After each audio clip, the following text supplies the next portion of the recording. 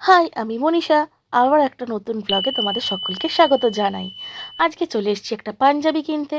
আর এখানে তো পাঞ্জাবির দাম দেখে আমার কপালে হাত। আর অসময়ে পাঞ্জাবি খুঁজছি কেন?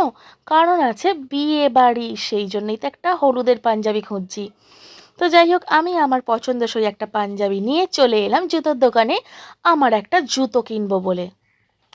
এখানেও কিছু পছন্দ হচ্ছিল না, তাও দরকার ছিল বলে একটা মানানসই নিয়ে নিলাম। তারপরেই চলে এলাম একটু খাওয়া দাওয়া করতে, কারণ খাওয়া দাওয়া না করলে তো শপিংটাই একদম আনকমপ্লিট থেকে যায়, তাই না? এই যে খাওয়া দাওয়া করে চলে এলাম বাড়ি।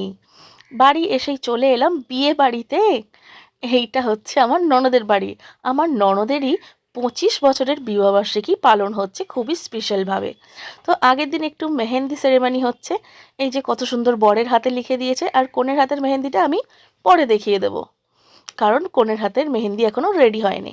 আর পরের দিনে দেখো চলে এলাম একেবারে গায়ে হলুদে যাওয়ার জন্য রেডি হয়ে। আর চলো দেখিয়ে দিই একটু কনেকে কীরকম লাগছে দেখতে। এই যে চলে এলাম, কনেকে দেখে নাও। সকালের হেলদি লুকে ভীষণই সুন্দর লাগছে। মনে হবে এটা 25 বছরের পুরনো বউ। দেখে মনে হচ্ছে না নতুন বউ? অবশ্যই কমেন্ট করে জানাবে কেমন লাগছে। একটু সকলকে দেখিয়ে দিলাম। আর পরবর্তীতে আস্তে আস্তে আমি একটা একটা করে পার্ট শেয়ার করব তোমাদের সঙ্গে। আশা করছি তোমাদের সকলের ভালো লাগবে। আর এই তো, আজকের ব্লগটা এখানেই শেষ করছি।